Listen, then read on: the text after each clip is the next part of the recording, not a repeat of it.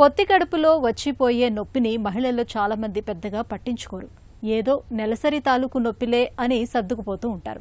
ఇక పొట్టంతా ఉబ్బరించినట్టుగా వేదనగా ఉంటున్నప్పుడు కూడా అంతే. అజీర్తి చేసిందనో గ్యాస్ ట్రబులనో మనసుకు నచ్చ చెప్పుకుంటూ ఉంటారు. నిజానికి ఈ రకమైన బాధల వెనుక ఒక్కోసారి ప్రమాదకరమైన అండాశయ క్యాన్సర్ కారణంగా ఉండే అవకాశం ఉంటుందని చెబుతారు డాక్టర్లు. మహిళలకు ప్రాణాంతకంగా పరిణమించే అండాశయ క్యాన్సర్ గురించిన పూర్తి వివరాల్ని ఇప్పుడు తెలుసుకుందాం.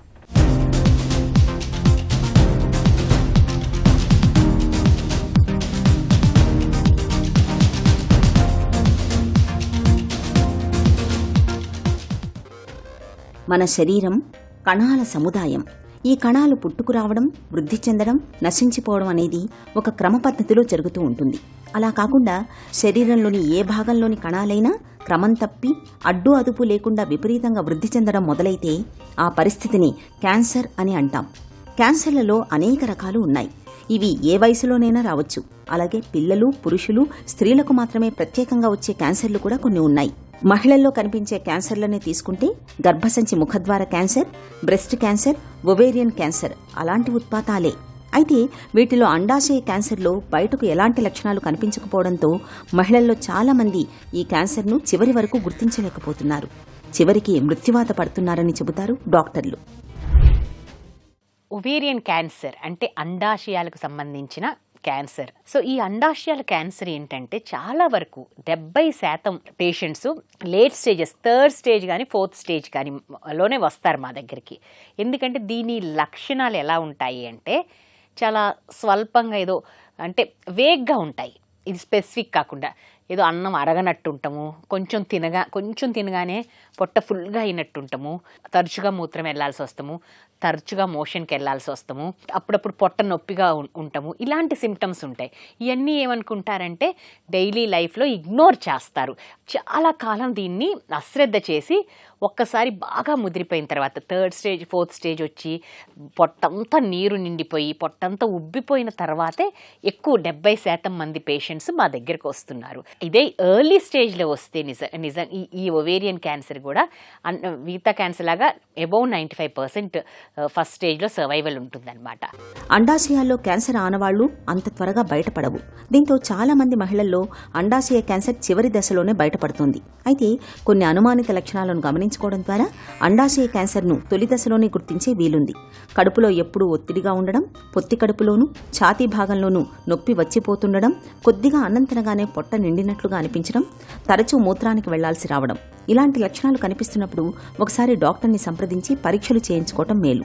ముఖ్యంగా కుటుంబంలో ఇంతకుముందే రొమ్ము క్యాన్సర్, కొలెన్ క్యాన్సర్, అండాశయ క్యాన్సర్ చరిత్ర ఉన్నప్పుడు తరచుగా ముందస్తు పరీక్షలు చేయించుకుంటూ ఉండాలి. మరో ముఖ్యమైన విషయం ఏంటంటే అండాశయ క్యాన్సర్కు వయసు కూడా ఒక ప్రధాన కారణమే.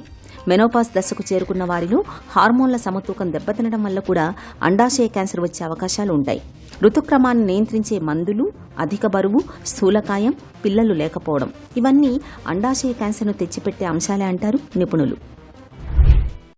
మామూలుగా ఒవేరియన్ ట్యూమర్ అంటే జనరల్ టర్మినాలజీ, అది బినైన్ అవ్వచ్చు, బార్డర్ లైన్ అవ్వచ్చు, మ్యాలిగ్నెంట్ అవ్వచ్చు. మ్యాలిగ్నెంట్ అంటే క్యాన్సరస్ అని అర్థం. బినైన్ సిస్ట్ అంటే ఓవరీలో సిస్ట్లు అనేది అందరూ వింటూ ఉంటారు. ఆ సిస్ట్లు కూడా చాలా రకాలు ఉంటాయి అన్నమాట. సింపుల్ సిస్ అంటే ఒట్టిగా నీటి బుడగలాగా లోపల ఏముండదు, ఒక లేయర్ పొర ఉండి ఆ లోపల నీరు ఉంటుందన్నమాట, నీటి బుడగలాగా ఉంటుందన్నమాట. దాన్ని సింపుల్ సిస్ అంటారు. సింపుల్ సిస్ అయితే చాలా వరకు అబ్జర్వ్ చేయొచ్చు మనం. 8 సెంటీమీటర్స్ అలా ఉన్న సిస్లు కూడా మనం ఏంటంటే కొన్ని ఒక 6 వీక్స్ ఓసీ పిల్స్ ఇచ్చి తగ్గుతుందా లేదా అని మనం ఫాలోఅప్ చేయొచ్చు. దీర్ఘకాలికంగా కూడా ఒక 2 months తర్వాత కూడా ఆ సిస్ట్ ఏమీ తగ్గకుండా పెరుగుతూ ఉంటే అప్పుడే మనం ఇంటర్వెన్షన్ చేయాలి, ఏమైనా సర్జరీ చేయాలి. కాంప్లెక్స్ సిస్ అంటారు. కాంప్లెక్స్ సిస్ అంటే ఆ సిస్ట్ మధ్యలో పొరలుగా ఉంటుందన్నమాట. అంటే మధ్యలో పార్టీషన్స్ లాగా సెప్టే అనేది ఉంటుందన్నమాట. అది ఉన్నప్పుడు అవి కొంచెం డేంజరస్ అంటే అవి ఒక్కొక్కసారి క్యాన్సర్ అయ్యే అవకాశాలు ఎక్కువ ఉంటాయి అన్నమాట. కాంప్లెక్స్ సిస్ట్ అనేది ఉంటే ఎప్పుడైనా సర్జరీకి వెళ్తాం. యూజువల్ అట్లీస్ట్ 6 సెంటీమీటర్స్ అని ఎక్కువ ఉంటే డెఫినెట్గా సర్జరీకి వెళ్తాం, సేఫ్ అనమాట. అండ్ సాలిడ్ ట్యూమర్స్లో కూడా బినైన్, మ్యాలిగ్నెంట్, బార్డర్ లైన్ ఉంటాయన్నమాట. బినైన్ ట్యూమర్ అయితే ఏంటంటే అక్కడే ఉంటుంది, ఆ ఓవరీకే పరిమితమై ఉంటుంది. బట్ ఫ్యూచర్లో బార్డర్ లైన్ కూడా క్యాన్సరస్గా మారే అవకాశాలు కూడా కొన్నిసార్లు ఉంటాయి. బార్డర్ లైన్ ట్యూమర్ ఉన్నా కానీ ఫాలో అప్ చేస్తూ ఉండాలి రెగ్యులర్గా. అండాశయ క్యాన్సర్ ముఖ్యంగా ఓవరీస్ అంటే అండాశయాల పైభాగాల్లో సోకుతుంటుంది. లక్షణాలేవీ బయటకు కనిపించకపోవడంతో చాలామంది మహిళలు తమకు క్యాన్సర్ సోకిందన్న విషయాన్ని గుర్తించలేకపోతుంటారు. అండాశయ క్యాన్సర్ను చాలామందిలో డాక్టర్లు చివరి దశలోనే గుర్తిస్తుంటారు. రక్త పరీక్ష, సిటీ స్కాన్, అల్ట్రాసౌండ్ పరీక్షల సాయంతో అండాశయాల్లో క్యాన్సర్ కణితుల్ని సులువుగానే గుర్తించవచ్చు. ఖచ్చితమైన నిర్ధారణ కోసం అండాశయాల నుంచి కణజాలాన్ని సేకరించి బయాప్సీ పరీక్ష సాయంతో అండాశయ క్యాన్సర్ను నిర్ధారణ చేసుకుంటారు. మన దేశంలో అండాశయ క్యాన్సర్ను సులువుగా గుర్తించేందుకు వీలుగా OVA1 అనే కొత్త తరహా రక్త పరీక్ష ఇటీవలే అందుబాటులోకి వచ్చింది. తక్కువ ఖర్చుతో సర్జరీ అవసరం లేని ఈ కొత్త నిర్ధారణ పద్ధతి ఇప్పుడిప్పుడే ప్రాచుర్యంలోకి వస్తోంది. యూజువల్గా వీళ్ళు వచ్చేసరికి ఎర్లీగా స్టేజ్లో వస్తే డెఫినెట్గా సర్జరీ చేసి ఆ ఓవేరియన్ ట్యూమర్ తీసేసి ఇంకెక్కడికన్నా సోకిందా అని స్టేజింగ్ లాప్రాటమీ అంటాం. అంటే పక్కనున్న గ్రంథులు, లింఫ్ గ్రంథులు, ఒమెంటము, పెరిటోనియం మీద ఏమైనా ఉందా అని పెరిటోనియల్ బయాప్సిస్ ఇవి చేస్తామన్నమాట ఎర్లీ స్టేజ్లో ఉంటే దాన్ని బట్టి యూజువల్గా 6 cycles ఆఫ్ కీమోథెరపీ ఇస్తే యూజువల్గా వాళ్ళ ప్రోగ్నోసిస్ బాగుంటుంది ఎర్లీగా వస్తే. ఇప్పుడు 3rd స్టేజ్లో పొట్టంతా నీరు చేరి అంతా స్ప్రెడ్ అయిన తర్వాత వచ్చినప్పుడు వాళ్ళ జనరల్ కండిషన్ పట్టి వాళ్ళు ఈ సర్జరీ అంటే ఆల్వేస్ ప్రైమరీగా ఫస్టే సర్జరీ చేస్తాం అనేది గోల్డ్ స్టాండర్డ్. బట్ ఒక్కొక్కసారి మనం సర్జరీకి వెళ్ళినా కానీ మొత్తము రెడ్యూస్ చేయలేమంటే ఆప్టిమల్ సైటో రిడక్షన్ అంటారు. అంటే ఎన్ని డిపాజిట్స్ ఉంటే మొత్తం ట్యూమర్ క్లీన్ చేయాలి. అలా క్లీన్ చేయలేము ఏ కారణం వలనైనా, అంటే మరి పేగుల మీద అన్నిటి మీద స్ప్రెడ్ అయి ఉంది, తీయని పరిస్థితిలో ఉంది, ఆర్ పేషెంట్ జనరల్ కండిషన్ అంత పెద్ద సర్జరీకి అంటే ఇంత పెద్ద సర్జరీ చేయాలంటే డెఫినెట్గా 7-8 గంటలు పట్టుద్ది. జనరల్ కండిషన్ అంటే ఎనస్థీషియా అంత తట్టుకోలేని పేషెంట్స్లో ఏం చేస్తామంటే ఫస్ట్ కీమోథెరపీ ఇచ్చి 3-4 cycles ఇవ్వగానే ఈ ట్యూమర్ డిపాజిట్స్ అన్నీ తగ్గిపోతాయి. ఆ తర్వాత సర్జరీకి అంటే అప్పుడు సర్జరీ తీవ్రత కానీ కొంచెం తగ్గుతుంది.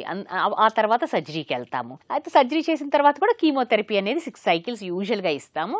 ఇచ్చిన తర్వాత ఫాలో అప్ చేస్తాం. ఒక ట్యూమర్ మార్కర్ అని ఉంటుంది, CA-125 అంటాం. CA-125 అనేది ఓవేరియన్ క్యాన్సర్ ట్యూమర్ మార్కర్.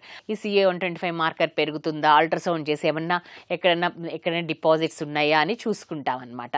ఒకవేళ నిజంగా CA-125 పెరిగి డిపాజిట్స్ ఉంటే యూజువల్గా రికరెన్స్ అనేది కామన్ ఓవేరియన్ క్యాన్సర్లో. ఎందుకంటే వాళ్ళు వచ్చేసరికి లేట్ స్టేజ్లో వస్తారు కాబట్టి అప్పుడు మళ్ళీ కీమోథెరపీ ఇస్తాము. అలా ఆ డిసీజ్ని కంట్రోల్ చేస్తాం. అండాశయాలకు క్యాన్సర్ సోకినప్పుడు ఆపరేషన్ చేసి క్యాన్సర్ సోకిన కణజాలాన్ని తొలగించడం, తదనంతరం క్యాన్సర్ కణితులు మళ్లీ పురుడు పోసుకోకుండా కీమోథెరపీ చేయాల్సి ఉంటుంది. అండాశయ క్యాన్సర్కు ఆపరేషన్ చేసినప్పుడు చాలా వరకు 2 అండాశయాల్ని తొలగిస్తుంటారు.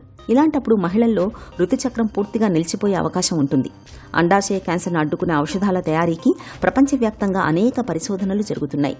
ట్రాబెక్టెడిన్ అనే కొత్త ఔషధం క్లినికల్ ట్రయల్స్ను పూర్తి చేసుకుని త్వరలో అందుబాటులోకి రానున్నట్లు పరిశోధకులు చెప్తున్నారు. ఇక షుగర్ జబ్బు నియంత్రణకు వాడే మెట్ఫార్మిన్ మందు కూడా అండాశయ క్యాన్సర్ నివారణకు దోహదం చేస్తున్నట్లు స్విట్జర్లాండ్ పరిశోధకులు చెప్తున్నారు. అండాశయ క్యాన్సర్ ముదిరిపోయిన తరువాత దానికి చికిత్స చేయడం చాలా కష్టసాధ్యం. కాబట్టి ఈ క్యాన్సర్ను ముందుగానే గుర్తించడం చాలా ముఖ్యం. ఈ విషయాన్ని మనమందరం తప్పకుండా గుర్తుంచుకోవాలి.